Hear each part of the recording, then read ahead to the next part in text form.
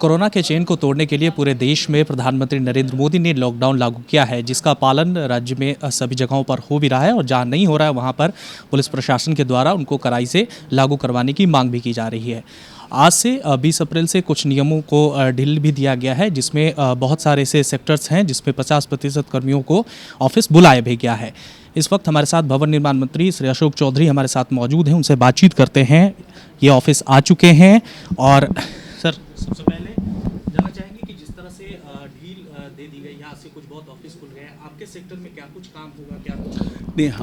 हमारे विभाग में जो कंस्ट्रक्शन का, जो रूरल एरियाज़ में जो हमारे कंस्ट्रक्शंस के काम हैं, उन सबको शुरू करने का आदेश दिया गया है कि वो सब काम शुरू हों, पास लेकर के जो अपने यूनिट में रह के जहाँ कंस्ट्रक्शन है, क्योंकि हमारे यहाँ जो बड़ी बड़े इंजीनियरिंग कॉलेज का निर्माण हो रहा है, ITI का निर्माण हो रहा है, तो जो कैंपस है उस कैंपस में ही मज़दूरों को रख करके और जो सामान है जो कंस्ट्रक्शन में लगता है उसके लिए पासेज इशूज़ होंगे, उसके लिए सब किया जाएगा। और जो लिमिटेड वे में पूरी तरह से लॉकडाउन की जो प्रक्रिया है उसमें जो छूट है उसको सोशल डिस्टेंसिंग, फिजिकल डिस्टेंसिंग का पालन करते हुए काम करने की शुरुआत की जा रही है। जी, निर्माण जो होगा, जैसे कि रोड का कंस्ट्रक्शन होगा, ये होगा, तो मजदूर जो हैं वो लोकल कहेंगे, उनके बीच क्या कुछ कहा जा रहा है, उनको कैसे काम में कराया जाएगा, क्या कुछ मतलब गाइडलाइन उनके लिए जारी हुआ है? नहीं, गाइडलाइन पूरी तरह से जो फिजिकल डिस्टेंसिंग है उसको मानना है, और जो भी लोग हैं मास्क का प्रयोग करना, गमछा का जो भी हो, मुंह आपको ढक करके रखना है, वो सबका किया जा रहा है।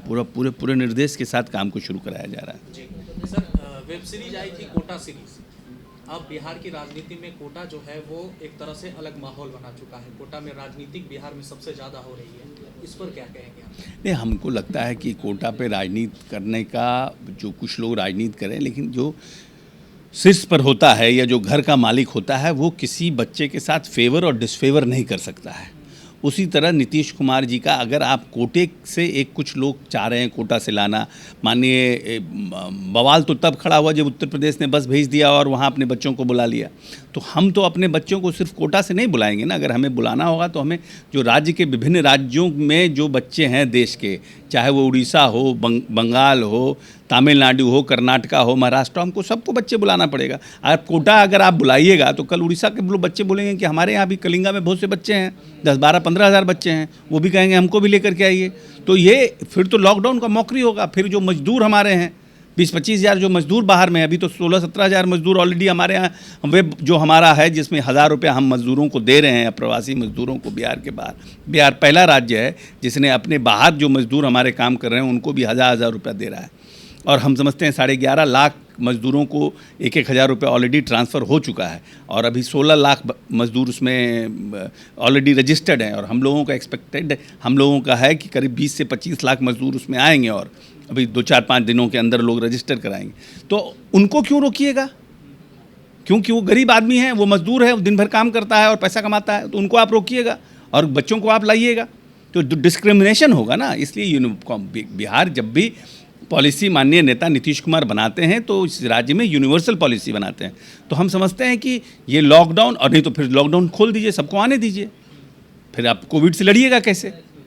तो इन सब चीज़ों में हम समझते हैं कि कुछ लोग इसकी जो अननेसेसरी, जिनको बिहार से कोई मतलब नहीं है, जो बिहार में रहते नहीं हैं, ट्वीट करके राजनीति करना चाहते हैं, वो लोग इस तरह की चीज़ों को तूल दे रहे हैं।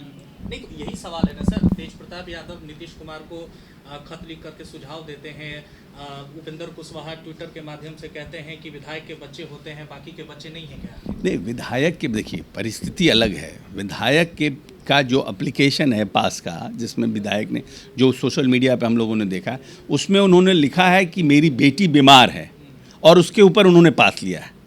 तो अब किसी का बच्चा कोई ऐसा सीरियस हो जाए, कोई बच्चा अकेले रह रहा हो सीरियस हो जाए, तो उसमें तो प्रावधान है पास देने का। तो किस तरह से पास लिया गया, झूठ बोल के पास लिए, सही बोल के पास लिए, ये तो जांच में आएगा। और अगर किसी पदाधिकारी ने इस तरह के पास को इश्यूज़ किया है पक्षपात करके, तो उन पर कार्रवाई होगी। तो साफ तौर पर देखिए, बिहार की राजनीति में एक वेब सीरीज आई थी कोटा सीरीज, बहुत हिट हुई थी। उसके बाद अब बिहार की राजनीति में एक और सीरीज आ गई है जो कोटा पर है।